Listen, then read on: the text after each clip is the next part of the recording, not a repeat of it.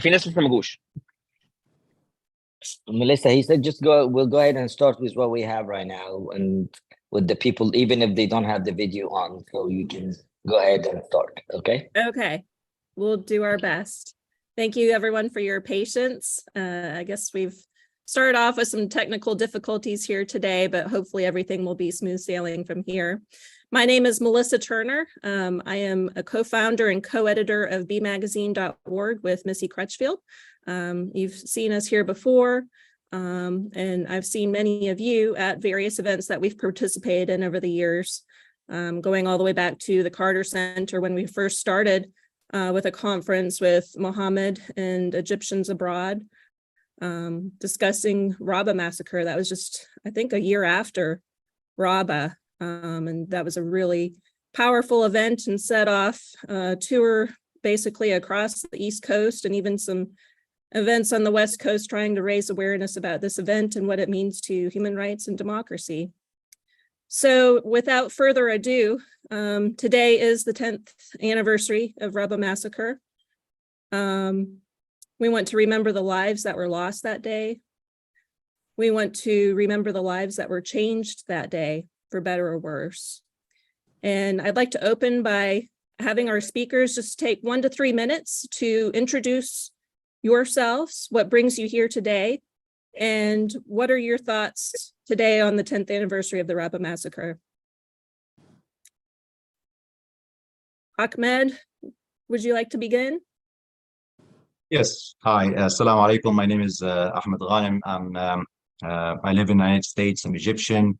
And what brings me today is to first to remember and recognize the lives of that we lost in Rabaa Square on this day, and also to get a message out to the people that watching us and people in the Middle East and what can be done right now. We talked for the past 10 years about how brutal it was and about the people that we remember, but people are looking for answers. What can be done after 10 years of this massacre? And that's why I am here today. Thank you. Rami? I'm Rami Shaat. I am now in Paris after 2.5 years arbitrarily jailed in Egypt, detained. And I'm continuing today 10 years on one of the most heinous crimes in Egyptian history. And that crime is still continuing. The crime was the establishment of legitimacy for a dictator that is still going. It's still going with that crime and still going under the values of that crime. The bloodshed is still happening. We must stop it. And part of stopping it is remembering today and making people accountable for the crimes they did. Thank you. Maha? I'm Maha Azam, and I'm here today because I believe that the Rabaa massacre is a byproduct of tolerating dictatorship.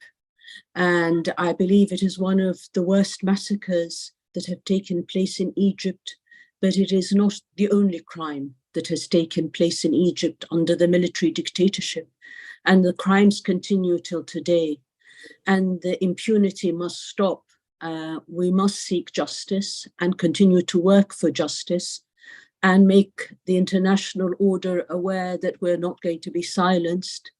And I believe in the Egyptian people. I believe in people like yourselves who will not stop raising the voice of the voiceless. I think Rabaa is representative of a cause bigger than that of Egyptians alone. It was a crime against humanity. And I think we must continue to speak out until we find justice for the victims. Thank you. Amir? Hi, my name is Amr Wakid, and I'm speaking from Barcelona, and I'm here to basically give homage to all these innocent people that have lost their lives and have had their blood shed on the Egyptian streets in the Rabaa massacre. And as everyone said, it's not just the problem of Rabaa. It's a systematic problem, really. It's a regime's tool to shed people's blood. It's not it's not a mistake. This was filmed and aired everywhere, and everybody in the entire world watched this incredible crime against humanity.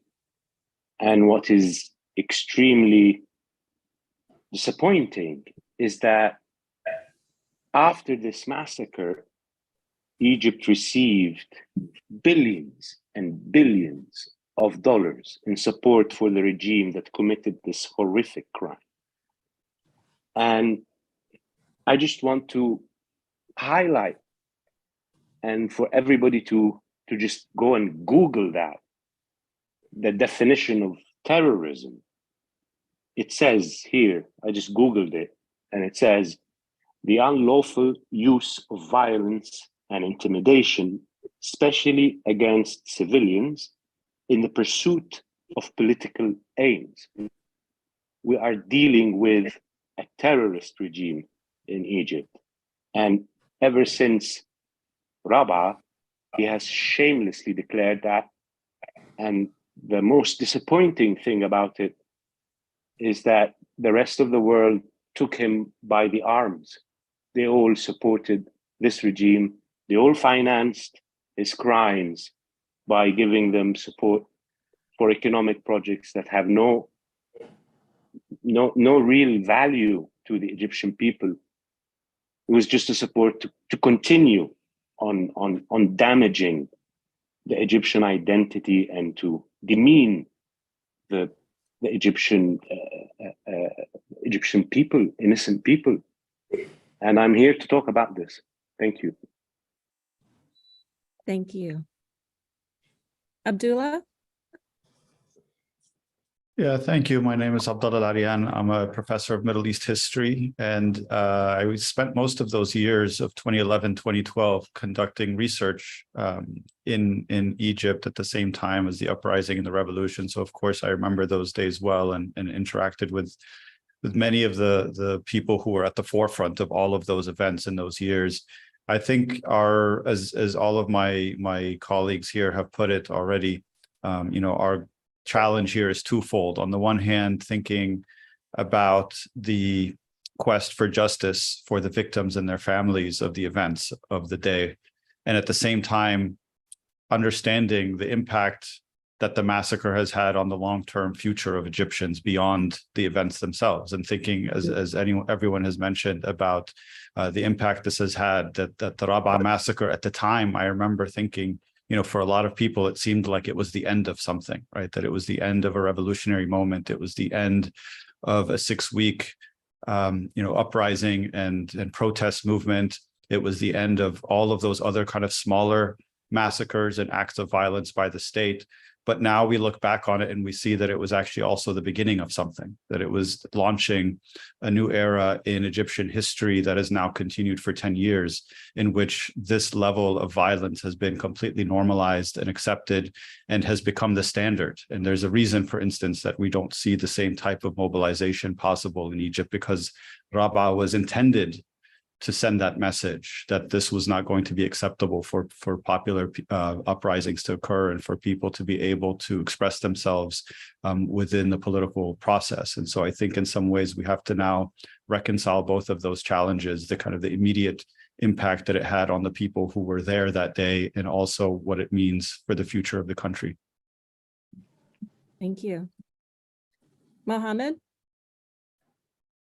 Okay. Thank you, Melissa. My name is Mohammed Ismail. I'm from USA.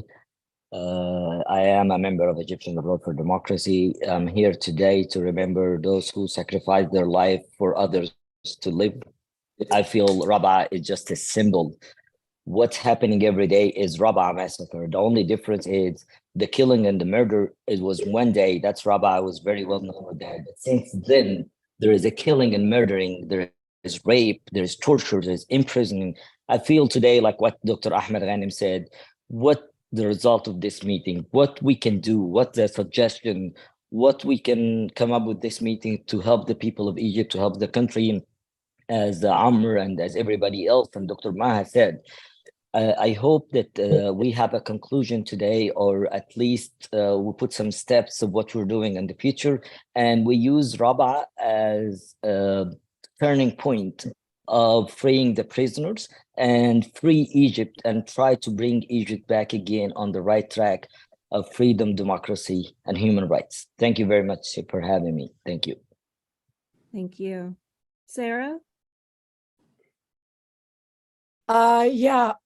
This for me personally will forever remain a day of mourning and tragedy.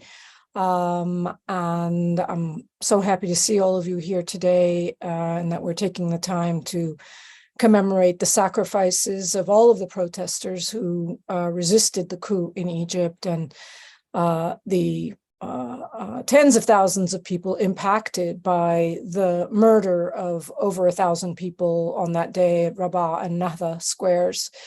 My last visit to Egypt was to interview survivors of the Rabaa massacre, and I will never forget those days with people lining up, screaming to tell us their stories, and listening to people describe how security forces shot dead, wounded people lying down, people trying to flee, how they set fire to the medical centers and the mosque.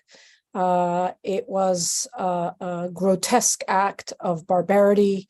And I think the point that Human Rights Watch, where I was working at the time, emphasized in our investigation of that crime was that this was a planned, premeditated crime. And we know exactly who the perpetrators were, including General Sisi, who was defense minister at the time, the commander, Medhat Manshawi, and of course, Interior Minister Mohammed Ibrahim.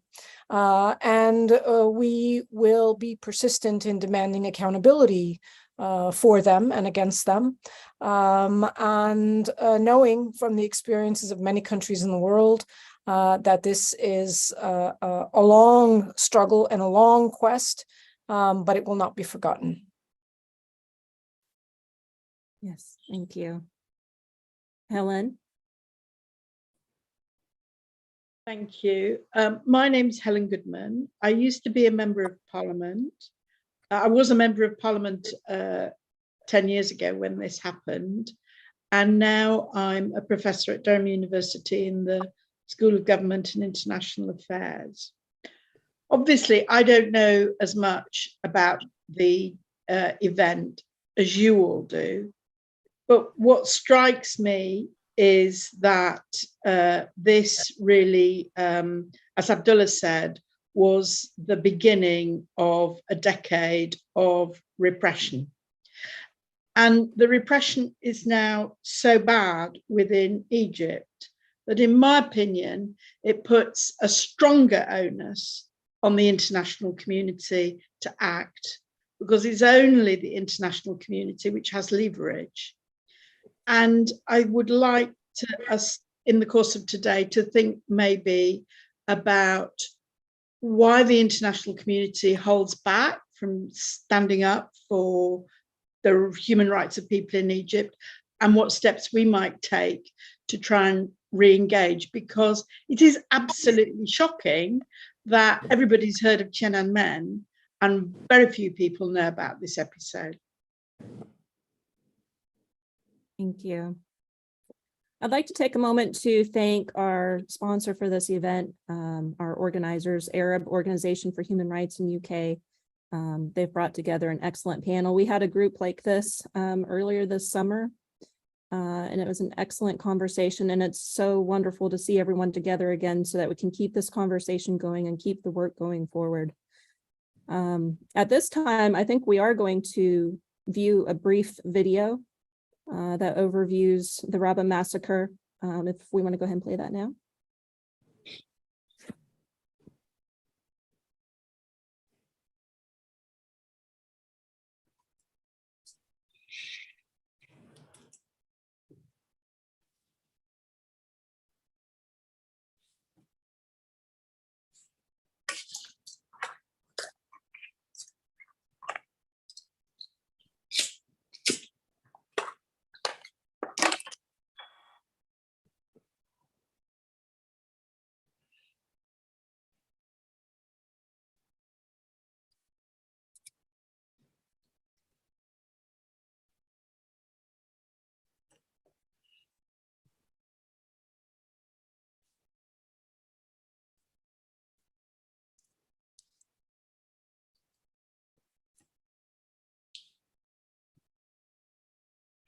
I don't think we can hear anything, guys.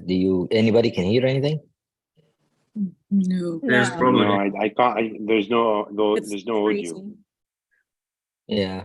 Mustafa, are you guys working on, you muting the Yeah, video or? we'll try to fix it. Just one. Okay. And also the people they said in the YouTube, the video, the live streaming, it stopped. It's not working either. People send me messages that they cannot watch it. And the live stream is still going. I have it on, but there is no audio on the live streaming.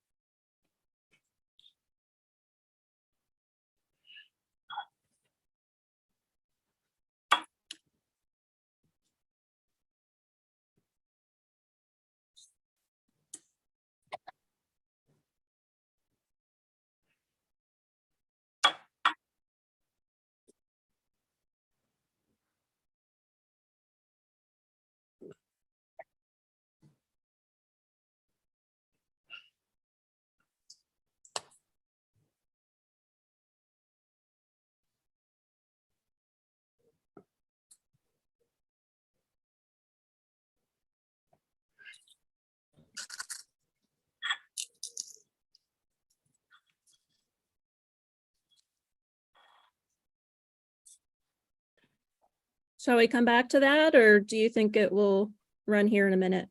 But we have problem in this. Okay. مصطفى بتقول لك ممكن نكمل ولا Yes, continue, please. Yes. Go ahead. Yes. Okay, Mohammed, I think you had something that you want to present from Egyptians abroad, going back to the square when you were first involved with the protests and the sit-ins. Do you want actually to that while we're waiting on yeah, this? that's fine. I think they're gonna have the same problem because it will be a small video with it's my interview with CNN from Nahda Square for 1 minute to show that same position that I think we all taking right now.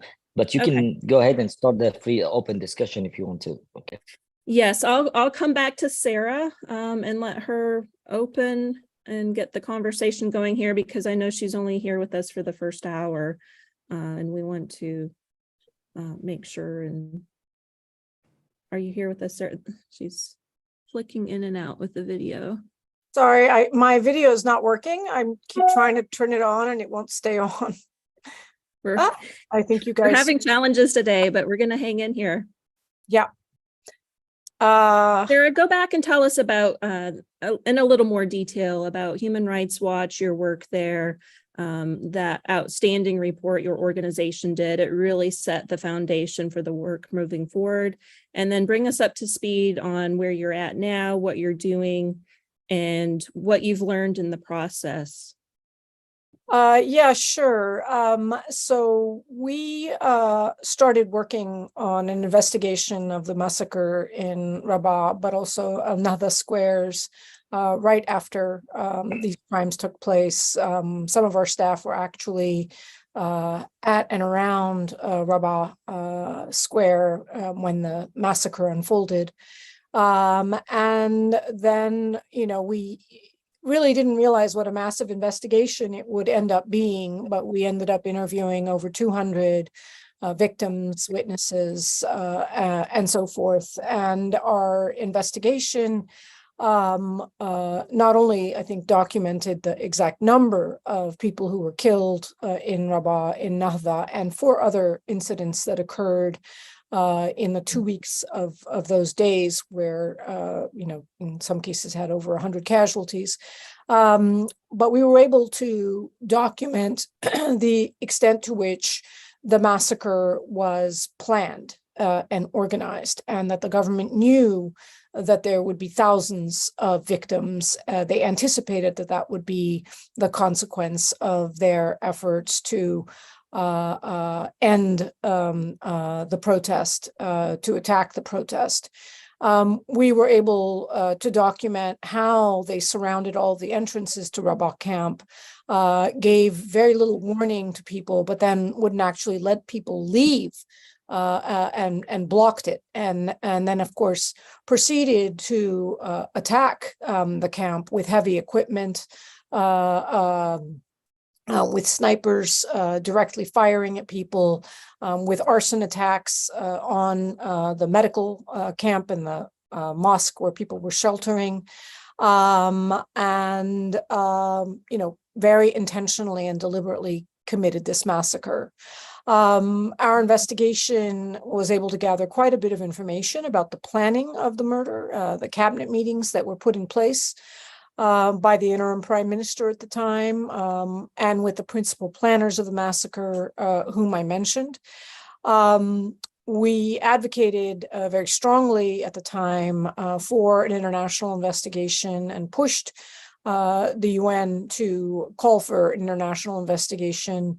The head of the High Commissioner for Human Rights at the time, Navi Pillay, did call for such an investigation, but the Human Rights Council did not. And so there was no official UN investigation, unfortunately, of the massacre. When I traveled to Egypt the year after the massacre in 2014 to release the report, along with Ken Roth, who was the executive director of Human Rights Watch at the time, the Egyptian government refused to allow us into the country. And so we actually left to Geneva and did what turned out to be the first virtual press conference that Human Rights Watch ever had. Little did we know that in a few years, everything would become virtual. But at the time, we realized that doing this virtual conference allowed journalists from around the world to attend and hear the information about what had happened. Unfortunately, for the international community, I think Rabaa was the moment that for them demonstrated that the resistance was over and that General Sisi was firmly in charge, and they proceeded to align themselves to support Sisi. And the brief hold on weapons to Egypt from the United States was removed, and the weapons flow, the billions of dollars of weapons flow, resumed, and more importantly, the arms purchases by Egypt dramatically increased, which I think we can also see as a very useful tether to keeping Western governments, as well as Russia, close to the Egyptian government as now important purchaser of weapons in the world, despite the catastrophic budget. I think everyone knows what has happened in the past 10 years since, with the level of repression and abuse, really a reign of terror in Egypt that we haven't witnessed under prior dictatorships, such that people now remember Mubarak as a kindly dictator in Egypt. But unfortunately, General Sisi has managed to remain in power with the support of his Gulf dictatorship allies, as well as the United States, the United Kingdom, and France, his strongest supporters. And I think,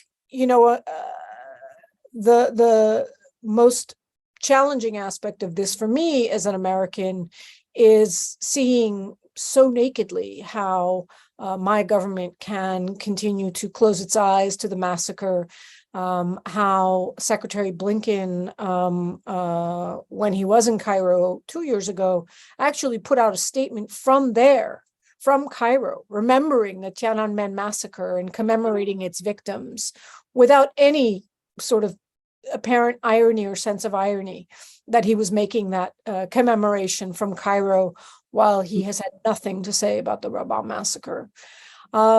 My current organization, Dawn, founded by the late Jamal Khashoggi, is based in part on my experiences at Human Rights Watch and my understanding of how dictatorships like Egypt survive by virtue of its support from the United States and Egypt, is focused entirely on challenging U.S. foreign policy and U.S. support for dictatorships in the Middle East.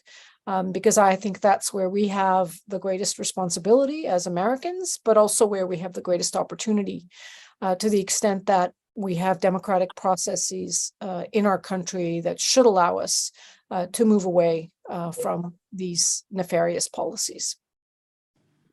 Absolutely.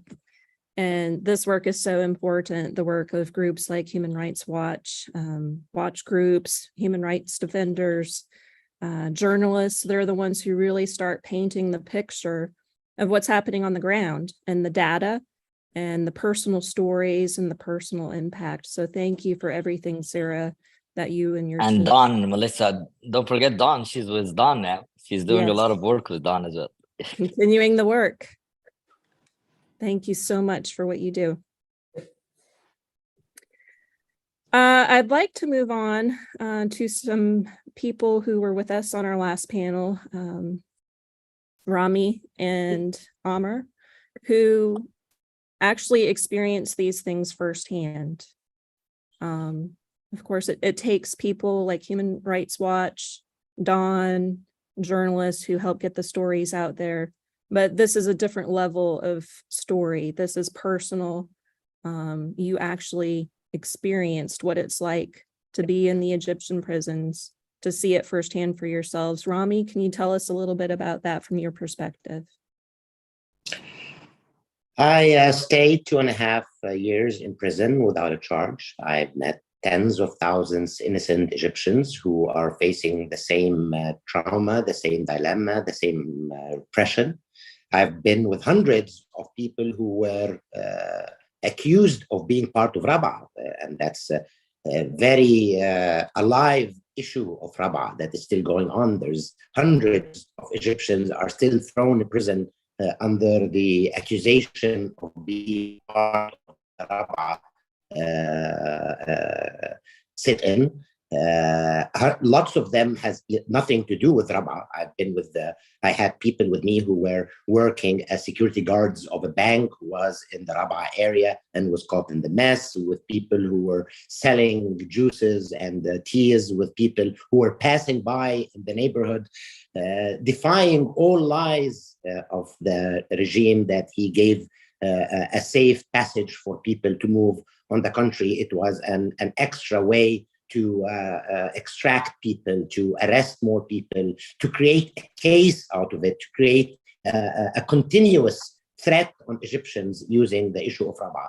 Of course, in the years, we've seen hundreds and thousands of other cases that were completely bogus, just like Rabaa, trying people and detaining them. I've met thousands of those in prison. Unfortunately, yes, this terror, this Egyptian history with its dictators has always been used some level of legitimacy when elections is not a way of legitimacy in Egypt under dictators. Jamal Abdel Nasser used his legitimacy as being part of a revolution against the British occupation, while Sadat used his legitimacy as being part of a war leader in 73. Mubarak did the same. Sisi needed to create an enemy of the Egyptian people, kill them and become a victor out of it, to create his own legacy, his own legitimacy of blood, legitimacy of crimes that must stop.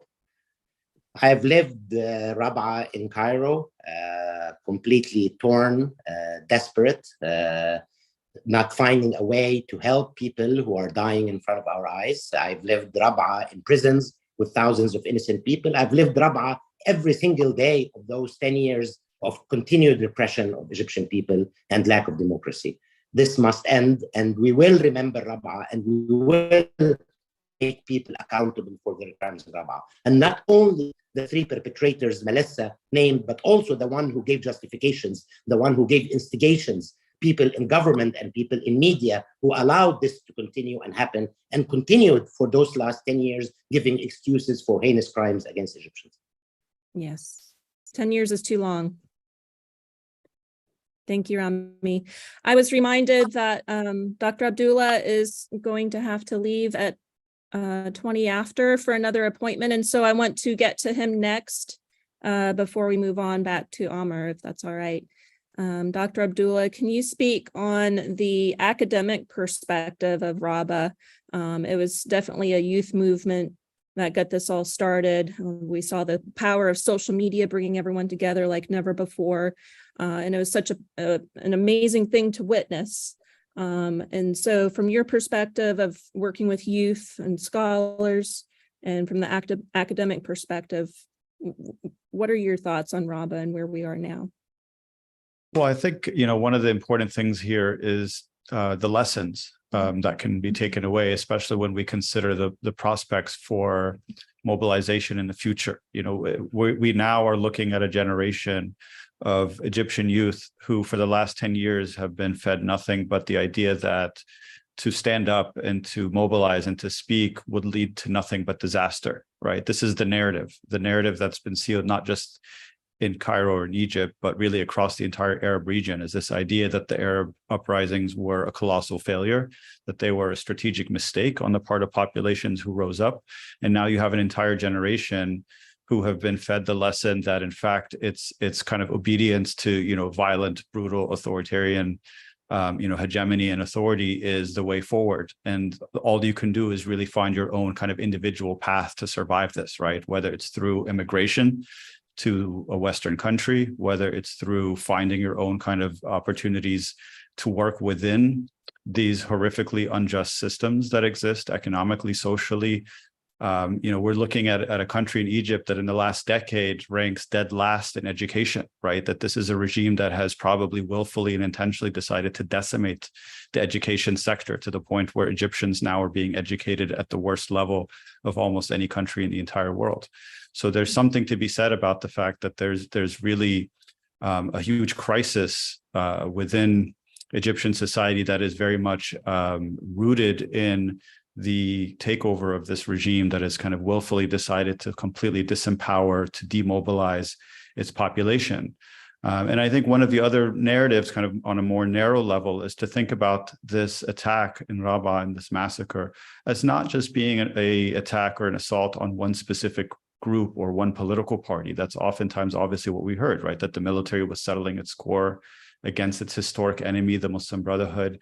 But this was about, discrediting the entire notion of mobilization against everybody. And I think this is significant because as we look back on this moment, we have to remember that it's not just, as some of the other speakers have mentioned, it's not just the military and the state officials who are responsible, but the climate that would allow for something like this horrific massacre to take place and to unfold was set in motion because there were people among the Egyptian masses, among the various opposition groups and parties, who were not necessarily supporters of the military or an authoritarian resurgence, but people who professed to actually support the revolution themselves, that they believed in the right to mobilize, the right to democracy. And so whether knowingly or unknowingly, they supported those actions because it was against their own political opponents and ultimately led to the death of that revolution. And certainly there has to be some kind of accounting for that as well. I think we've seen certainly a number of those figures who were outspoken one way at the time who've since recanted. Many others have not or have kind of quietly gone away.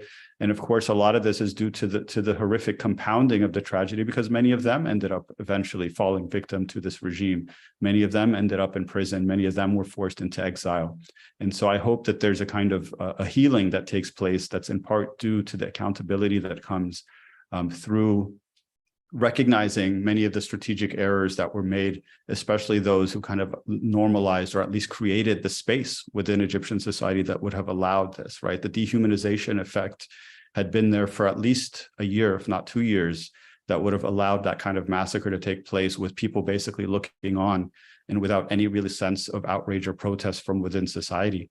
And then if we expand that beyond Egyptian society to the international level, I think it's worth mentioning in terms of why is it that the international community, as Sarah mentioned, as others have said, have basically stood silently by and in fact were rushing to normalize the coup regime as it took over. In fact, we were even debating at this point, this kind of hopeless, pointless discussion, this debate about whether it was even a coup at the time, right? I mean, 10 years later, no one disputes that it's a coup, but at the time, even that was being challenged in certain quarters, especially by governments who, if they were to recognize this as a military coup, would have to reevaluate their policies. And so there's certainly something to be said about what the victims of Rabaa and the Egyptian people have to pay a very high price to allow this regime that's come into place, which of course is now fulfilling many of the goals that we see many Western countries, in particular the US, as we've heard, which has policies, right? John Kerry when he testified as Secretary of State, and this is all in publicized in David Kirkpatrick's book as well, about what the aims of U.S. foreign policy in Egypt were at the time, and he told Congress that the $2 billion that the U.S. gives Egypt every year is the best investment we've ever made in that region. And so this is in many ways seen as having been delivered a military coup that's going to bring in a state that is ultimately going to fulfill the regional aims and the kind of goals that the U.S. has in the region. And again, all happening at the expense of freedom for the people of Egypt. Thank you, Abdullah. Any further questions for him before he has to leave us? I think he pretty well covered the one on the international. Yes, no, I do want to ask Abdullah some things, because I want to ask him this really. Do you think that it's Egypt's strategic position and the West's anxiety both about Israel and Iran, which is driving this?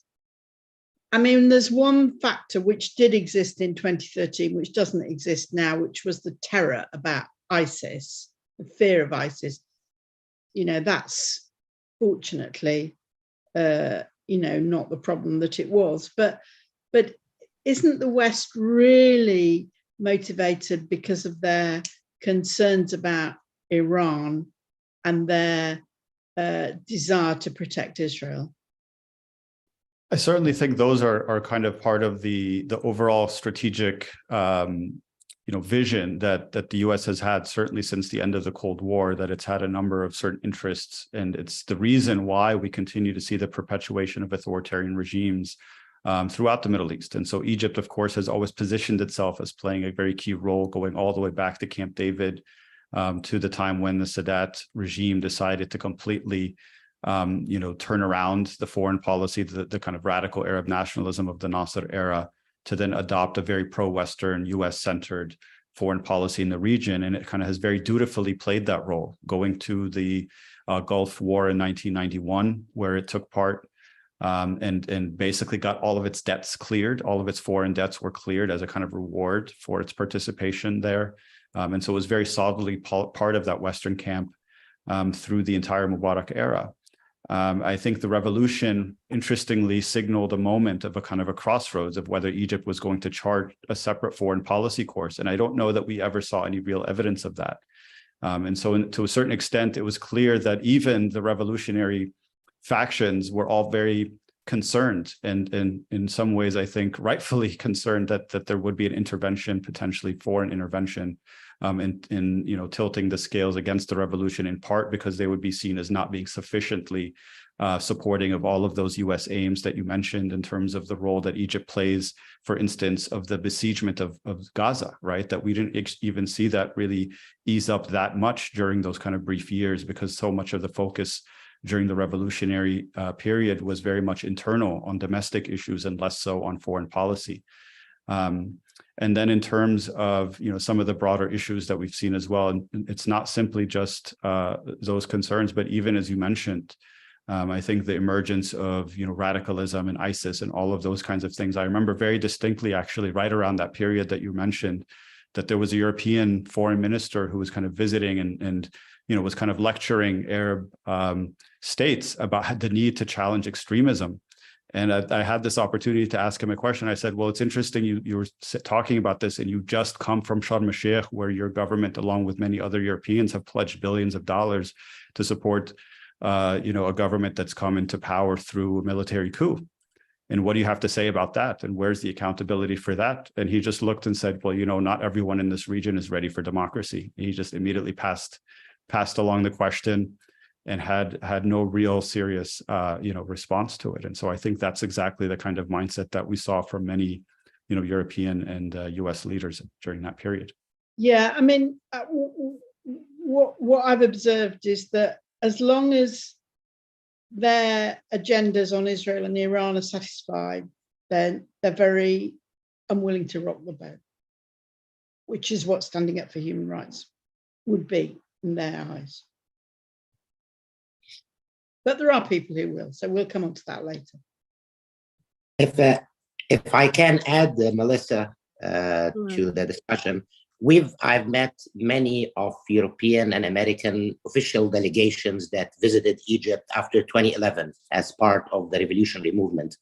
And they all made a point in seeing us as representing the youth revolutionary movement. And they mainly had three questions. One, what is your plans on Suez Canal and the freedom of movement in Suez Canal? And we always said, it's in our interest, in Egypt's interest, to have a free movement in Suez Canal and increase economy out of it. And two, what is your policies towards integrating Egypt in the international economy? And again, we always said this is not a socialist or a Marxist revolution, so we're not planning to confiscate people's personal belongings or to stop integrating Egypt in the international business community. This is towards our interest. And third and most important, what is your policy with Israel? That was always the demarking point that would create future cooperation or not. And yes, we can never be part of security to the occupation next to us, occupying Palestine and threatening Egypt every day. And there is no democracy in Egypt that will support the security of an occupation next door. That will always remain why the West and the Americans supports dictators in Egypt to keep that relation with Israel, to keep that security of Israel, rather than Iran. Israel is the number one issue in their mind when dealing with Egypt. Thank you for pointing out that connection. It's very important. Abdullah, any final remarks before you have to head out? No, I mean, I obviously appreciate the opportunity to be here with people who've contributed much to our understanding of these events, our commemoration.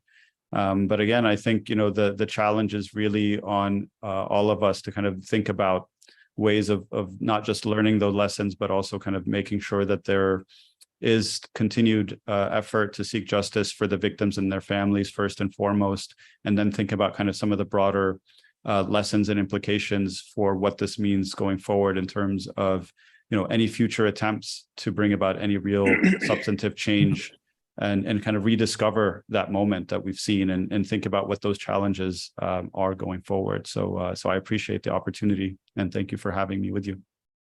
Thank you. It's an honor. Amr, I'd like to come back to you. I know this has been a very personal experience for you. And like I asked Rami, I'd like for you to share a little bit about that, but also what have we learned in the process? And I know you're a filmmaker and you're involved in media. And as Rami had mentioned, our governments, our Western governments, our media have just, it feels like turned a blind eye to something so horrific. And here we are 10 years later, wondering what progress has been made for the Egyptian people and what we can still do. Well, I'm just going to start by a small correction. I have never been bestowed the honor of being in an Egyptian political prison. I had left already before they sentenced me. And I just wanted to go back to that terrorist concern, which has been raised. And I just wanted to add that I think the Western concern of terrorism in Egypt is highly hypocritical. It is like they fear the terror of ISIS, but they embrace and support the terror of Sisi. I see no difference whatsoever between the Daesh or the ISIS system of governance and the same with the system of Sisi. So I don't think there's any concern by the West in terrorism in Egypt. I think it is like my colleague Rami has explained very well. It's about Suez Canal. It's about the policy towards Israel, and about integrating the economy in the world economy. And to also go back to what Rami was saying about what Nasser had, his stature very built on ending colonialism, and Sadat and Mubarak had that aura of being war heroes for some reason. And Sisi didn't have that. So he created his stature through basically discrimination. And he managed to give it a purpose and a story of dignity as well. I mean, the main drive behind discrimination is that you have to hate what you are not in order to love what you are.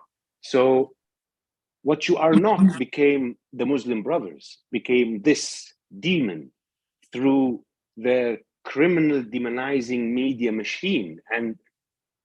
And that created an incredible sense of polarization in the society. And for some reason, that was the cover that gave him the way to get away with his atrocities. I mean, imagine, it's not just destroying people's lives in Rabaa, it goes beyond that. It is highly, like, it is even, you can call it very ridiculously crazy when someone like Asma al-Biltagi, who is a 17-year-old girl who has been sniped, shot dead in Rabaa, and her father, because he's a Muslim brother politician, Muhammad al-Biltagi, he's being put behind bars and he's being charged with a whole list of charges. But believe it or not, one of these charges is killing his own daughter. It is incredibly ridiculous. And this is what, this is what we live through in Egypt today. I mean, the people live through in Egypt today. If you want to talk about movies, what happened to the cinema industry? The cinema industry, the number of cinemas have declined. Every single governor has lost 1 or 2 cinemas in the past 10 years, which made the number drop from maybe 260 to 200 and maybe 20 or 225, something like that. And as well, if you want to make a film, you have to get the permission of an army officer who's sitting on top of the censorship authority. And it doesn't end there. They actually come to your shoot to make sure that you are shooting nothing that will disobey their commands. So there's no cinema, really. There's only propaganda. There's only, wishful thinking. And to tell you the truth, it's actually backlashing. So people now are more into what they find online, not on television. And all of these incredible amounts of money have been just lost to no avail. People do not believe it. People do not follow it. People make fun of it. I mean, there's so many jokes about what they produce, and they think that they have controlled the people with that. And I really think people are not subdued because of fear or because of brainwashing. I think people are subdued because they are realizing the incredible amount of treason that they are being faced with. And now they are really looking for any straws to clutch at. There is no alternative for them. They have done a revolution twice, and every single time it's like putting their finger in an electric socket and they get electrified. They're not going to put the third time. They need to test that socket before they put their finger. And currently, what I'm seeing in all the opposition units all across the globe, there is a movement to achieve that. There is a movement to start a discussion between them, to have some sort of a minimum required rules of what can the competition between them and how they can be different but still live in harmony with one another. And I think that is what Egypt needs right now. Egypt needs that people like me and people like the Muslim Brothers and people like the right wing and even people from the ex-Mubarak regime, they need to sit on one table and they need to decide, okay, here is the rules of the game. And the most important rule of this game is that if there is any bloodshed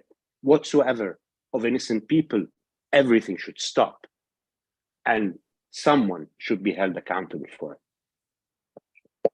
Yes, thank you. Sarah is having to leave us here in just a couple minutes. I want to ask Sarah, do you have final words for our group today?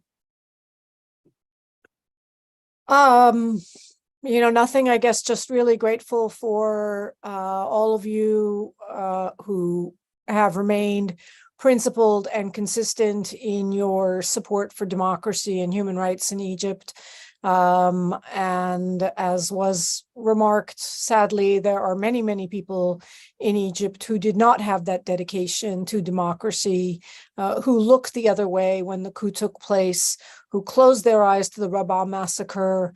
And as much as we need an accounting for the Egyptian leaders who carried out this heinous crime, we also need a soul searching and accounting for the Egyptians who allowed this to happen and who became apologists for the regime. It is truly a tragedy for all of Egypt and Egyptian society. But I think we all know that truth and justice are on our side, and I remain really indebted and in awe of the Egyptians who have sacrificed so much and continue to be part of this struggle. And I see many of you on the phone today. You really are my heroes, and thank you for your faith in principles and in people. Thank you, Sarah. Helen, we'd like to hear more from you on your international perspective, lessons learned, and what we should be doing moving forward to help this. Yeah, okay, good. It seems to me that if you want to have an influencing strategy on, I don't know anything about America, but European politicians, the Rabaa massacre is emblematic, but the claim for justice against the regime on behalf of those people is essentially a legal process. And I think that politicians in Britain, and I would think this might be true in France and Spain as well, will be more interested in what they can do to stop human rights abuses now, to get people out of prison, to reduce the number of people being subject to the death sentence, and so forth. So I think what I noticed when I was in Parliament was that that regimes which are repressive, the one thing they hate is publicity for what's going on. They can't abide it. So what we should be aiming to do is finding those parliamentarians who are concerned about human rights and getting them to raise these matters in Parliament, not just the backward-looking ones, but the current and forward-looking ones. And I know who that would be in London, and I can explain that to the office after the meeting, who we should approach to get meetings and so forth. But I would have thought that that might be possible in Paris and Spain as well. And the other thing I think is worth exploring I know this isn't the biggest human rights problem in Egypt, but it is a lobby in Europe, and that's the oppression of the Coptic Church. Because you will find a lot of Christian groups will want to stand up for the Copts. And as I said, I don't think that's the biggest problem, but it's a route in with a group of people to get them to understand the bigger picture. So those would be my two sorts of suggestion as to what to do. So, you know, I mean, I guess, you know, in London, one would write to the Archbishop of Canterbury. In Rome, you know, you must have people in Rome to get in touch with the Vatican. I think that's well worth doing. Excellent point. Can I ask a question? Yes, is there an alleyway to the International Court of Justice, of the Criminal Court of Justice? I'm sorry, International Criminal Court. Is there a way that I'm not the person to? I literally that's not my expertise. We need to find somebody who knows about that and ask them. And that, I'm sorry, that's not me. Okay. Can I come in on this one with a very short reply to Yes, please. Yes. The problem is that Egypt is not a signatory to the Rome Statute. And after the coup, immediately, it is one of the things we worked on, and one which I was particularly concerned with, to try to ensure that lawyers here in the UK moved on this issue and took it to the ICC. But we constantly came up against this problem.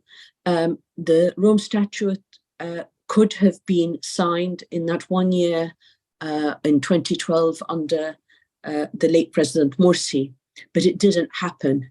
Obviously, there were so many things happening. They didn't become a signatory, and that is a major block. But that doesn't mean that we can't try to pursue much more vigorously the issue of international jurisdiction. And the United Nations is going to be difficult, the United Nations Human Rights Council, because some of the dominant countries there are, or the countries that are part of it, are very much against us. But I certainly think that the international jurisdiction route, not an easy one, but one which we can work on much more, as I say, vigorously. Is it possible? I'm sorry. I'm sorry. I just want to follow this through, because that's, yes, I think, is a very and valid, I will comment after you. Then that is it possible that victims who are living in countries that are signatories to Rome statute sue the oppressors, the officers that they have that perform torture upon them, and possibly do this in a few countries, and then get these court cases up to the ICC? Is that something that can be done? Again, I'm not a lawyer, but they can certainly do it in European countries and in the European Court of Human Rights. And there is one which we can follow up later, is the Syrian case of the Syrian torturers, more recently in Germany. And that, I think, is a model for us to pursue. The problem we faced thus far is they are constantly giving immunity. So Beblawi, for example, in Washington some years ago, there was an attempt then, he was given immunity. Hegazi, when he came here to the UK, I believe in 2015, to an arms conference, there was an attempt here to stop him and at least question him. I myself put forward something against Sisi himself when he came to the African conference here in the UK, some years ago for investments in Africa, and we managed to get a lawyer. It was symbolic, but I believe important, to put forward with the police here in the UK a call to stop him under counter-terrorism charges, which you would like to hear because you refer to him as a terrorist or the terrorist. He is. I think he is. So that happened. Obviously, they weren't able to stop him because he had diplomatic immunity, but I believe the symbolism was very important. And the smaller officers maybe won't be able to get all of them get diplomatic immunity. I mean, we can start doing something of the sort. Yes. I have a quick comment to Amr and Dr. Maha as well. We start taking this route right now, and we already have 2 cases. The reason, Dr. Maha, that your route was not successful because you were not supposed to go to the international court. You were supposed to go not to even to the African court, because we have 3 lawyers that study your case to make sure what mistakes you guys did, but this way we don't do it. We were supposed to start from the African Commission.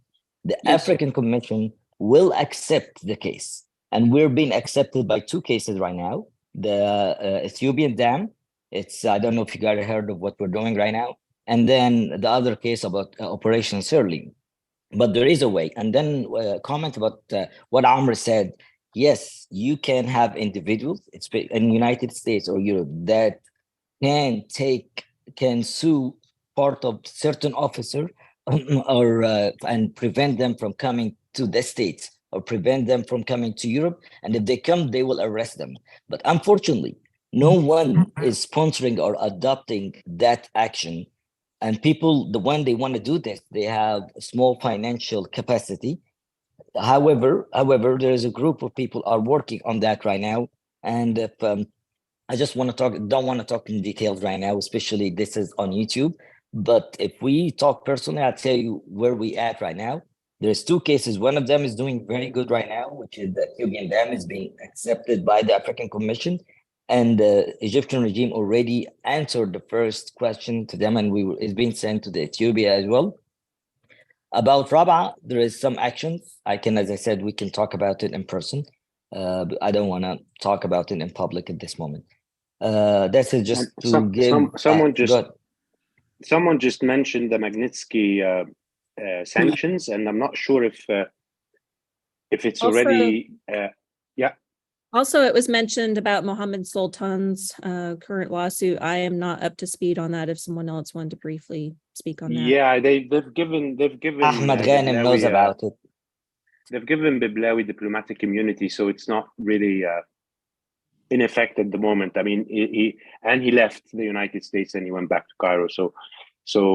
But whilst he was there and the case had started, the American government gave him diplomatic immunity, and that in a way just stopped the effectiveness of even an interrogation or any results for the case. But the Magnitsky sanctions, what I heard is that it's still not in effect in Europe, is it? Yeah. Everyone has Magnitsky law now. Everybody, it's done. Okay. Yeah, because it was done for the Russians. Yes, I know that, but I thought it was only the States and Europe was catching up with it. I think pretty much everyone's got it. Okay. If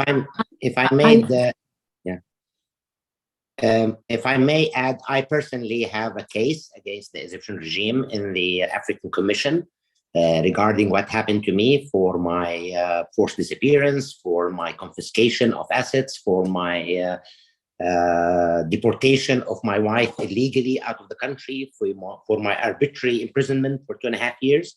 And I'm pursuing legal justice. Unfortunately, I'm doing that in the African Commission, and I'm looking into other venues of international jurisdiction in Europe and other places. But unfortunately, this is not the case. This is politicized. Yes, in Germany, there have been successful cases for the Syrian oppression. There's been a lot of cases against Russian occupation of Ukraine. But when it comes to Egypt, when it comes to the allies of the West, public prosecutors in Europe becomes very hesitant in accepting cases where human rights has been abused. Nevertheless, maybe it's just because of the number, Rami. Maybe because there's just like 3 or 4 attempts. But if you have like 100 attempts, maybe they'll start listening. I think it needs a little bit more deep pocket where you have a long-term fight to do that. And I urge Egyptians to rally into doing that. We must seek accountability everywhere. And I think we do have venues for international jurisdiction in Argentina. We have venues in Spain. We have venues in Germany. There is venues in which we can prosecute people, and we should collectively work on that to get them one by one. I think one issue we should pursue, may I, Melissa, just come in very briefly on this? And then, yes. Just very briefly, I think we need to keep in mind also what happened with the Regini case in Italy, and how, again, the culprits are named, but they haven't really been able to move forward because of obviously the trade deals with Italy. I believe, though, that there is, we do have friends in Italy, and I myself am aware. Again, it's not anything to pursue on Zoom now, but I believe that there are channels in Europe, and that we also need to look out for the small guys that come to the arms fairs to purchase arms, officers. When I say small, they're still important, but maybe they're not the best known names, who frequent European cities, and they should not be allowed into Europe or the United States. So I believe, yes, there is much work to be done, and there is contact that has been made with previously over this with certain lawyers, and this should be revived. It does require good funding, but there is much to be done. There is much to be done. I just want to add to what you just said. I just want to add to what she just said, that trade deals, that's long history, and that's gone because we're looking at a bankrupt regime financially now. Yes. Thank you. All right, let's move on at this point. Maybe we can revisit this conversation at a later time, but I'd like to move on to Dr. Ahmed and ask his perspective on the political implications since Rabaa, what we've learned and what we need to do moving forward. Dr. Ahmed. Yes, I think before we come to Rabaa, I think we have to go like 11 years back before Rabaa, 11 years back before Rabaa, on 10 days after the collapse of Mubarak regime. I was sitting with Hillary Clinton in her office. We were conducting a social media forum between Hillary Clinton and the young people in Tahrir Square. And after the forum, Hillary Clinton told me that, you know, about the tape that Ayman al-Zawahiri made before the revolution. Ayman al-Zawahiri made a tape before the revolution, talking about that, you know, if you think that democracy will bring freedom to the Muslims in the Middle East, you don't know anything about anything. And she was proud that now it showed that, you know, after the revolution, that's this is the route to go, the democracy route. And you see the people in Tahrir Square and see the changes that's coming to the Middle East. And for Hillary Clinton at the head of the State Department at this time, she was thinking, at least she's showing that this is the way to combat terrorism by spreading democracy in the Middle East. Now, after Rabaa Square, we see a totally different picture in place, not just in Egypt. We see it in Egypt, we see it in Syria, we see it in Libya, we see it in Yemen, we see it in every place that's the young Arabs and the street demanding their freedom, they were crushed. I think what we are heading to, where we are right now, this zero-sum equation that's actually happening in the Middle East, basically telling young people in the Middle East, not just in Egypt, that's in order for you to get your freedom, either you'll be killed or you have to kill somebody to get your freedom. There is no middle ground here. There is no other ways to do it. If you stand for your freedom, you will be killed, as what happened in Rabaa, as what happened in Syria, as what happened in Yemen. And the only way for you is to go and, kill the people that will kill you. So I think it's not about, if Ayman al-Zawahiri was wrong or right now. It's about what is happening. This, I think this is the responsibility that the international powers, especially the United States, since I live in the United States and I have a lot of encounters with the American congressmen and people in power. 2 days, 1 month before the Massacre of Rabaa, I was invited to the State Department iftar dinner. I was sitting with John Kerry, and I told him, we need to find a solution for what's going on in Egypt. That's before Rabaa Square massacre. And he said, we are working hard to support democracy in Egypt. I don't know. I think the definition of supporting democracy is different now than then. It's taking responsibility for this international. They are implementing the seeds of terror right now, because what people like us, that we don't resort to anything but our words and our action, our activism. What can we do right now to convince people on the streets in Egypt, in Libya, in Yemen, that there is something called democracy, that you can get your right through election, that you have to organize and run for offices and stuff like that to change? All that is gone. There is no political process in Egypt. There is no political process in Syria and Yemen, anywhere. So the only route for them to change is to resort to other groups like ISIS or other groups, because at least in the mind of those young people, they are doing something. They are not killed for no reasons.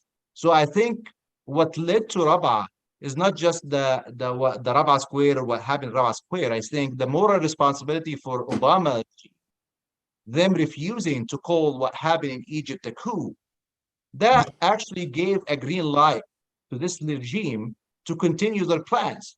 Because the most powerful nation on the world, the military power that gives you $1 billion and like more than $2 billion a year, they refuse to call what you have done as a coup. They refuse to describe it as a coup. Then it's not a coup. Maybe it's something else. Maybe you can continue. This is a green light, and anyone understand politics understand this is a green light to continue your, So what happened in Rabaa is what a matter of time, because you have two competing powers right now. You have the democratic powers that actually they believe that even if we have a failed president, even if we have an unpopular president, we still have to continue the course, and we cannot just go to a coup in order to unseat this president. And you have another power that's taking the street with tanks that say, I'm here, I'm going to destroy everyone that stands against me. And you stay neutral at this time. You are not neutral. You're actually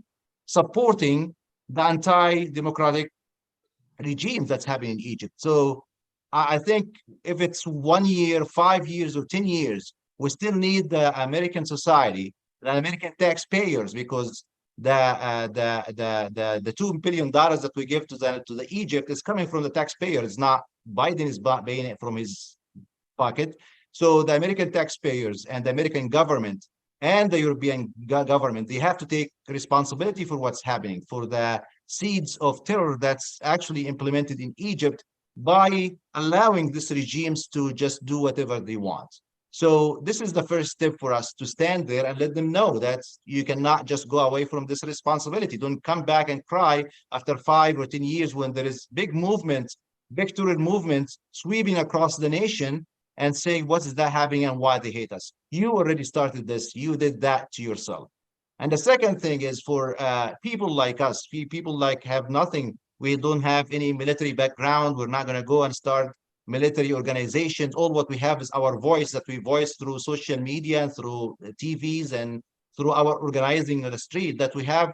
We will keep saying, we'll keep organizing, and we'll keep talking. This is what we can do. And I think this is the right thing, because the clashes, the terror is not the answer. The answer for us to keep organizing and keep talking, because it's very tough right now for us, for our position, because I know there's a lot of people that see us and say, and people tell me on the street from Egypt, they send me messages through Facebook and stuff like that and said, you guys been talking for 10 years and nothing happens. And I agree with you. We've been talking for 10 years and we'll keep talking because this is what we have to do. This is what we can do. And guess what? Our talking and our stand and webinars like this, it's just telling people that is not over yet. We're not defeated yet. We're standing here and we're continuing to stand and we continue to speak truth to power. No matter what, things will change. Economic status, political status will change.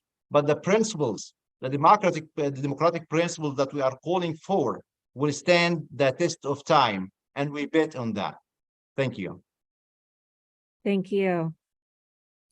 Dr. Maha, I'd like to come back to you and ask, as the head of the Egyptian Revolutionary Council, what steps do you believe we need to be taking to ensure a more just future for the Egyptian people? Let me concentrate a little bit, Melissa, if I may, on what we can do outside. I believe ultimately, as I've always said, the real change will come from within Egypt. The barrier of fear will break. There are major challenges inside Egypt. I do believe that the fear element is a big part of it. And we are commemorating Rabaa today. That was a signal, a brutal signal by the regime to tell people not to move. And there is poverty. And when you have poverty as well, it is very difficult for people to raise their heads. Eventually, something will break, but we need to be organized so that we don't have another dictator replacing, even if he may seem slightly more benevolent, he will still be a dictator, and we want the end of dictatorship in Egypt in all its forms. But if I come back to the outside, I really believe that we need to reach out to a young generation of people who, not just Egyptians at all, across the board in Europe and in the United States, who also are critical of their own government's policies, who are see the challenge of the rise of right-wing politics and fascist politics. And we need to reach out to them and say there needs to be a serious revision of foreign policy. This is not something that can happen overnight, but the idea of democracy and human rights is not just for some, it should be for all. And the issue of justice pertains to all, even across boundaries and across oceans. And what we're seeing happening to the Middle East and other parts of the world in terms of policies perpetuated by the United States and Europe is ultimately an extension of colonialism. I don't always like to talk about neocolonialism or so on, but it is a mindset that is one of let us control them because we need stability, let us control them because we need their resources, let us control them because in their midst is a state, Israel, that is the elephant in the room, that we mustn't change things because this offers stability. It is not a roadmap to stability. We're seeing how across the world people are more and more aware of Palestinian rights and know that ultimately the denial of those rights will cause instability. Actually listening to alternative policies regarding the Palestine and the issue of apartheid there and so on is awareness, and that awareness is increasing in the West among a younger generation. All this is tied together to the issue of the end of the need to end support for dictatorship in Egypt and across the region. So I strongly believe that our message ought to go out to civil society, to, yes, human rights groups, but others, to parliamentarians, that there needs to be a revision of foreign policy towards states in the Middle East and Egypt in particular at this juncture, because we need, I would like to say, hands off our region, because ultimately I am not a nationalist per se. I believe that the issue of Egypt and the struggle of Egypt pertains to the whole region and other parts of the world. And what we're seeing now also is power politics, the great game being played over again. We haven't mentioned China or Russia. And what we're seeing now is the interference of Russia and China in the states of the region vying for control. And the United States comes in to support these regimes even more. So what we're seeing is different powers cementing authoritarian regimes. Maybe the United States and Europe need to rethink and to think very seriously that they need to support democracy in the coming months and years. And that can only come through pressure from the grassroots, through parliamentarians, through academics, through human rights groups. My organization and I personally believe that you cannot change things without politics. So human rights organizations have played an enormous part. They have raised our voice and defended the cause of Egyptians where we couldn't, because our voice was stifled, constantly stifled, through demonization, through being accused that we're Muslim Brotherhood, through all sorts of things. And this continues. So the work done by Human Rights Watch, by Amnesty, by Dawn, by yourselves is crucial and needs to continue. But I think we're at a junction now where we need to turn the page and enter the political realm slightly more defiantly, and to mobilize in a slightly different way and engage as people who'd say democracy is for all, justice is for all, and the old way and the old policies of these governments is archaic and will only open the door to greater fascism and authoritarianism. And look out for those states playing a very dangerous role, those powers playing a very dangerous role in the Middle East and boosting the Gulf states and allying with Sisi. China, Russia, the United States. The United States owes it to its values and to its principles, as does Europe, to pursue a different policy in that part of the world. Thank you. And that brings us to Mohammed Ismail, co-director of Egyptians Abroad for Democracy Worldwide. Mohammed, can you talk to us about what Egyptians Abroad and your friends and allies here in the West, what can we all do to help support democracy in Egypt?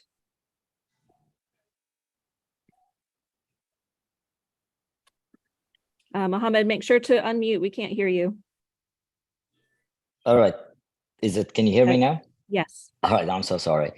First of all, I would like to second Dr. Maha Azam and Dr. Ahmed Ghanem of what they said. I'm completely in full agreement with them, so I don't want to repeat what they said. And then I wanted to say something very important. Our group, Egyptians Abroad for Democracy, as you know, not affiliated with any political party whatsoever. Saying that, I was in Rabaa Square and Nahda Square. And I want to, like whoever here today, that I was an eyewitness. I wanted to say this loud and clear. I have not witnessed any weapons, any violence. As a matter of fact, I saw peaceful demonstrators when it was so crowded. I didn't see any kind of sexual harassment, anything. When actually, as a matter of fact, when a lady passed by, all the guys, they make a way for her to pass without even being touched. And God is my witness. I wanted to say that I'm in a completely disagreement with, in a certain ways, an administration with the Muslim Brotherhood, but I wanted to say, let everybody know I was eyewitness and this has happened. And one thing I will ask you, Melissa, if possible, there was probably a minute interview with CNN from Nahda Square. It was a message to the international community. I want to talk about it. Going back to your question, what we can do is the voters, the people that vote for President Biden and other, when he said there is no blank check to President Sisi or to Sisi or General Sisi, that was hypocrisy. The reason Biden was able to succeed in this election, the Muslim community and the human rights defenders, because he won the election by few numbers. I'm going to tell you personally, I will never vote for him again. I'm not going to vote for the other way. I'll be silent this time. He lost our vote. And we need to make this clear to the Democratic Party. You lied to the people, especially when you went to Egypt and put your hands on Sisi's shoulder. This is a sign to us of love and friendship. You're telling the people in Rabaa and any kind of massacre, I'm supporting Sisi. I'm telling Sisi, keep killing the people of Egypt. I don't know if you guys understand that or not. We take this serious. Like when you put your hand on someone's shoulder like this and walk with it, this is a support, this is love, this is friendship. And this is what President Biden did to General Sisi. The last part I want to say before the video, if you want to see stability in Egypt, support democracy and freedom, support the choice of the Egyptians, because this is eventually will be the stability. You're thinking a shortcut or short term by supporting dictatorship because he's doing what you want. At the end of the day, those people, as Ahmed said, they were gonna resort to terrorist group, because when you're not giving them any other options, you're thinking you're winning now for probably 10 years, 15 years. At the end of the day, we all gonna lose. And at the end, I wanted to see if we can put the video for a minute and a half, if you don't mind, from Nahda Square. I had the honor to be among those people. It was a very peaceful demonstration, and I had the honor to defend democracy and freedom firsthand and stand against military coup. Mustafa, can we play the video, please? Now, we only heard sort of secondhand what the speech was in.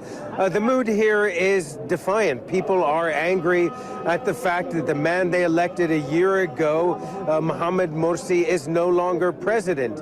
And many people, what's interesting actually, Michael, is we saw airplanes flying overhead, trailing the colors of the Egyptian flag.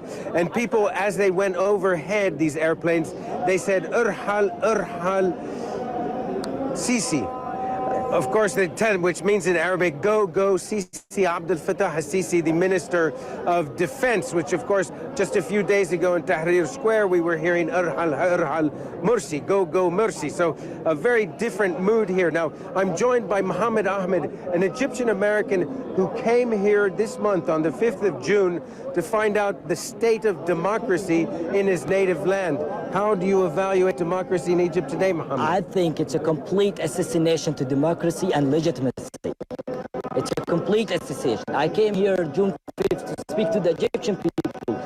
It's a newborn of democracy. I'm here, I don't care who's the president. Regardless, Morsi, Sabahi, Shafiq, regardless. I'm here to support democracy and legitimacy. I enjoyed freedom and democracy in the United States, and I wanted to see it applied in Egypt here. I want these people to feel the freedom. So that's why I'm here today, and I'm here to tell everybody, the whole world, it's a complete assassination to democracy, and it's a complete military coup. Now, Mohammed, what options do people like Morsi? What options do you have to change what has happened? Actually, the option we have is getting together and do a lot of pressure on Sisi. Let him know that we are the real Egyptian. It doesn't mean 20 million people went to the street, but we're 90 people, 90 million people. That means there's 20 or 30 million people that don't represent the whole Egyptian. The best way to judge is going to the boxes, going to the election. Either take him out or keep him. So that's why I'm here. I wanted to tell the whole world that. That's it. All right, thank you, Mohammed.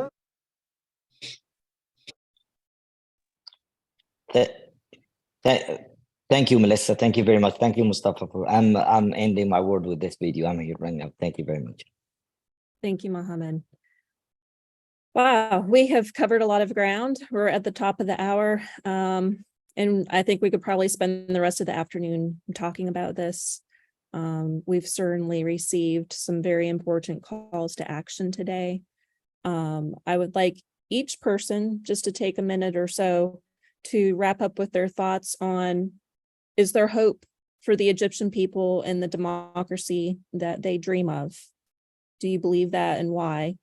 And then what is your message to Sisi, to the Egyptian people, and to the international community as we think of Rabaa Massacre and the anniversary today? So we'll leave it with that. Each person, do you believe there's hope for an Egyptian democracy, and why? And what would be your message to Sisi, the Egyptian people, and to the international community? Dr. Ahmed, we'll start with you. Yeah, thank you. I think there is so much hope. I see the hope that just this webinar is a testament to this hope we see on this webinar. I see Amr Waked, for example, he's an actor that actually sacrificed a lot of his career and his presence in Egypt just to support the cause. Rami Shas, he's an Egyptian activist that actually spend time in jail to support the cause, and a lot of millions like them in Egypt and outside Egypt that actually sacrificing a lot of their lives just to support the cause. So the presence of people like those, that I'm proud to be with them. I didn't go to jail myself. I didn't sacrifice that much myself, but I'm proud when I see people like that sacrifice a lot of their life. That's the real hope. And my message is not for Sisi. Sisi knows exactly what he's doing, and no message will sway him from doing anything. My message is for and also the international. I don't think that will be any major changes to the international, especially to the American positions so far, at least for the next 3 or 4 years. But my message is for young people that watching us, whether they understand English or not, because we also deliver the message in Arabic. My message to them, that's be patient, keep talking, be defiant. You are free. Allah subhanahu wa ta'ala created you to be free. And this is your destiny in life, to be free. And it's not free to be free. You have to struggle and you have to go through a lot of things. And we see it coming soon. Even it will take few months, few years, but definitely you will be free. So keep talking and never shut up. Thank you. Thank you. Helen. Well, I want to draw a parallel with what happened in Eastern Europe. So in 1968, the Russians crushed democracy in Czechoslovakia. And 10 years after that, the Czechs set up their own human rights movement. And that was supported by people in the other part of Europe. And it helped the people who were suffering the repression to know that other people had not forgotten them and were continuing to speak for them and were continuing to remember them. And so that meant that when the moment came in 1989, we were able to get change. So I don't know when the change will come, but I think it's really important that everybody who has freedom uses it to keep on raising the matters of the Egyptian people. Yes. Thank you, Helen. Amr.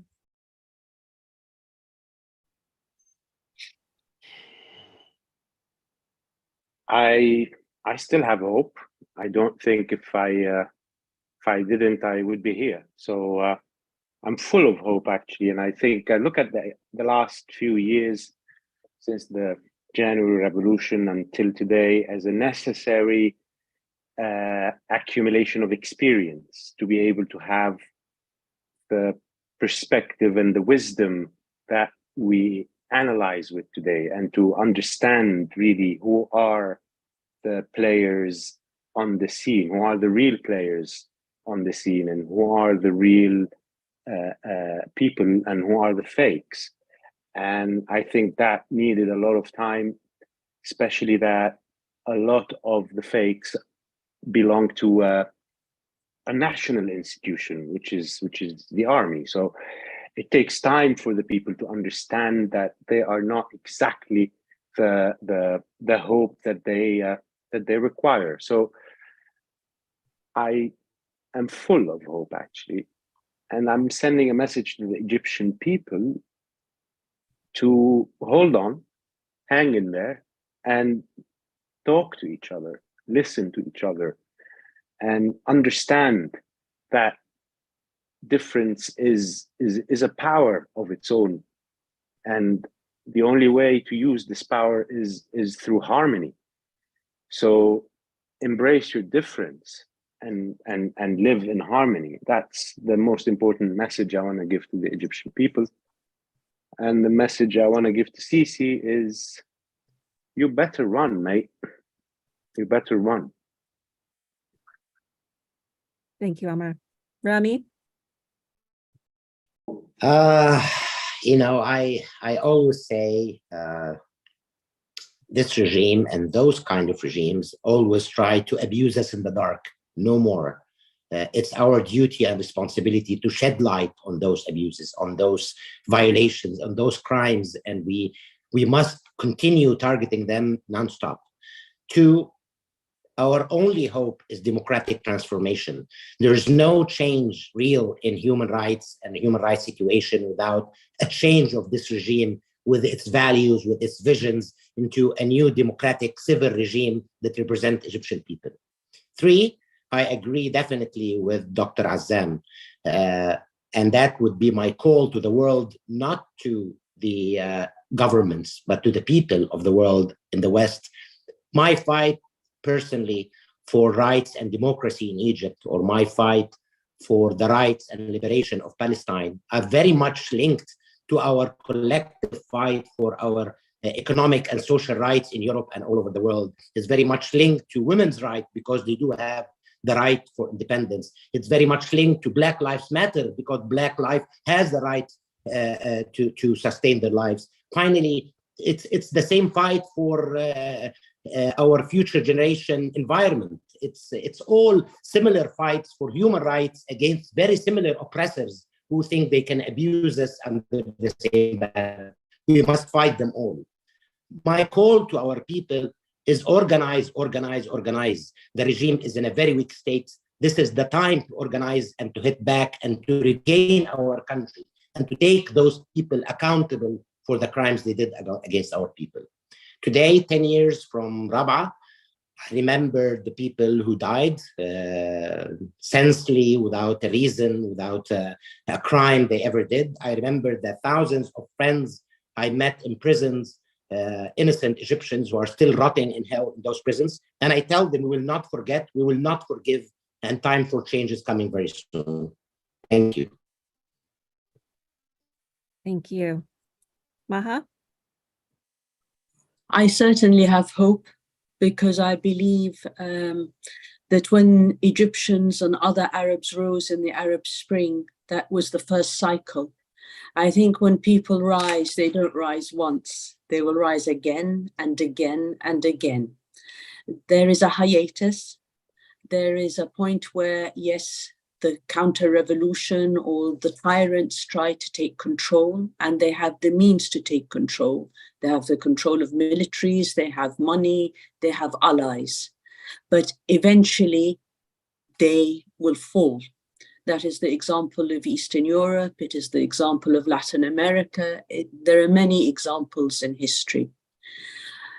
What we look for is the support of the international community, because Eastern Europe didn't really do it on its own. It did have support from countries like the United States and other European countries, because they believed that Eastern European countries had the right to be free and to have democracy too. And this is my point that I will make again. Why is there this discrimination against the peoples of the Arab world? Why is there discrimination against Egyptians? Don't we deserve freedom and rights too? And shouldn't those values that are so strong in the United States and Europe also be ones that are supported and by peoples in Europe and the United States for us? And that is my call, actually, to the international community and citizens of Europe. To Egyptians, yes, all sectors must try to organize. It is extremely difficult, but we saw the engineer syndicate, we saw the lawyer syndicate with great difficulty expressing some kind of disgruntlement. It's weak, and we haven't got there yet. But society is on the brink. The level of corruption, the level of poverty, the level of sheer repression is such that I believe that the system will disintegrate from within itself. It is holding on, as other regimes in the region are holding on, in a way that is so tyrannical, in an unprecedented way, because they are very afraid of the people. They are terrified of the masses. And this is where the masses need to know that they are stronger than their regimes. And that is the message I give out to Egyptians. You are stronger than your oppressors, and you can rise against your oppressors. And democracy is the only guarantee of rights if it is properly pursued. The alternative is fascism and authoritarianism. And it is the best system we have, and we need to implement it properly. So that is my message. It is a message I think we need to hold on to. But is there hope? Certainly there is hope. And for the martyrs of Rabaa, and for those who fell in Rabaa, for the injured of Rabaa, ultimately we will carry on, because we have to seek justice for them and for all those who died under dictatorship in Egypt for decades and decades and throughout the Arab world. This is not, as I say again, solely about Egypt. Egypt is a symbol of the freedom and the struggle for freedom for the whole region. Thank you. Thank you. Mohammed? Yes, thank you, Melissa. My message to my people, the people of Egypt, first I want to tell them that you're very strong. You're going along a very powerful, long way, and eventually we will win. I just want to tell the people of Egypt, freedom and democracy, human rights as well are not free. If you look at Europe, the United States, all the the civilization right now, the civil countries, all of them went through years and years to gain their democracy and freedom. And a lot of people paid the price, like Rabaa Square and other, for United States to be United States now, for Europe to be Europe now. So if you look through the history, 10 years or 15 years is nothing. Just like what Ahmed said earlier, be patient and persistent, keep going. I'm also honored to be with all of you guys. Why do we have Melissa with us today? Why we have Helen? Those people are Sarawatun, they're human rights defenders. Our voices, the people in Egypt, their voice was, they heard them. Melissa heard them, Helen heard them, and this is our role, our job, Amr Wakil's job, Ahmed Ghanim's job. Especially the people that they have dual citizenship. We're gonna keep going. We're gonna raise their voices until we gain democracy and freedom and human rights. And my message to Sisi, I was telling him, legally and peacefully, eventually you will lose. What kind of loss you will have, I'm not sure how it's gonna come, but I'm seeing it coming very soon. And I just want to tell the people around General Sisi. Sisi, like the Amr Wakit said, he told him, run, better run. He will run. And a country like Saudi Arabia or United Emirates will take him. But the people around him, you're the one going to pay the price.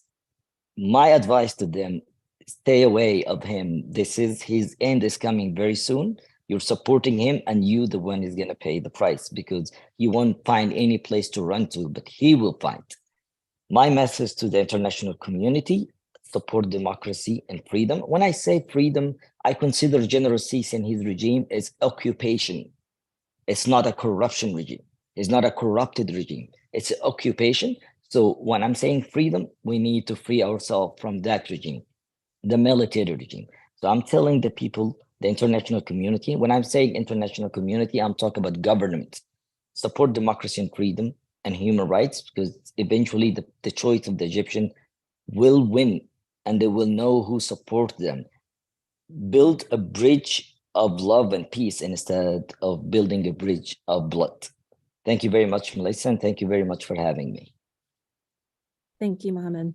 And thank you to each one of our panelists who have joined us today and the audience who is watching online. Thank you for joining us to commemorate the Rabaa anniversary.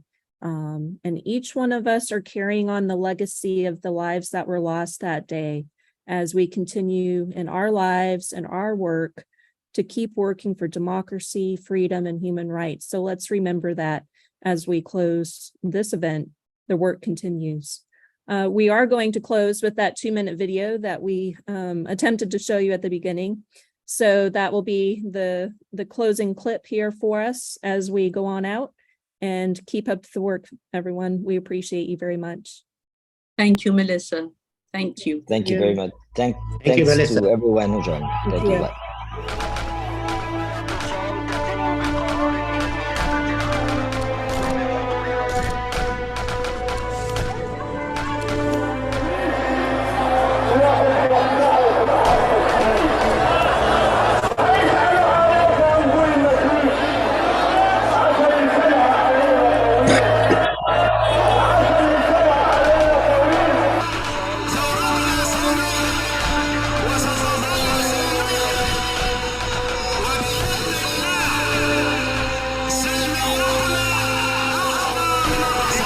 بيت. هو فض رابعه سلميا ده بيبقى عامل ازاي؟ يعني انا جبت الكتاب بتاع الفض كله، فض كذا فض كذا فض كذا، وجيت عند رابعه فض رابعه او فض النهضه سلميا ما فيش معنى واضح. اني اتحفظ على استخدام القوى المفرطه. يا ابو مفرطه والناس انكشفت يا اخوي. بعمل زي شبكه او زي كردون حوالين هذا المكان او هذه الدايره. نزل قواتك، جنودك، رجالتك، انهي موضوع ربع العدويه ايا كانت الخسائر، ايا كانت الخسائر. ما تبصش على المجتمع الدولي، يتحرق المجتمع الدولي.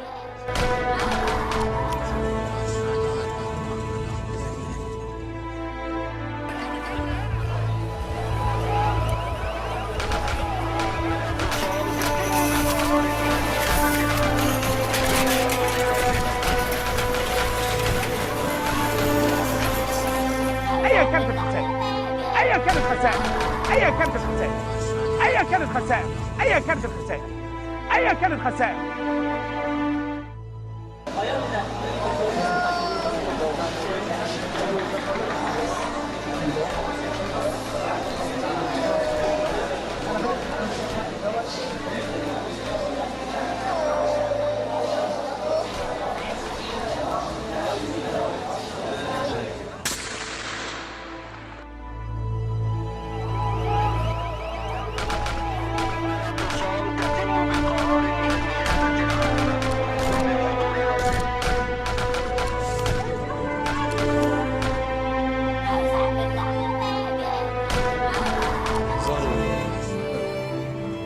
الكلام اللي كان اتعمل من 7-8 سنين مش هيتكرر تاني في مصر.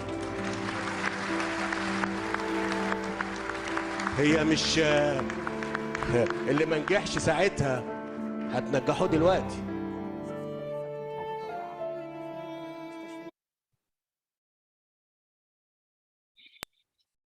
Thank you, everyone. Thank you.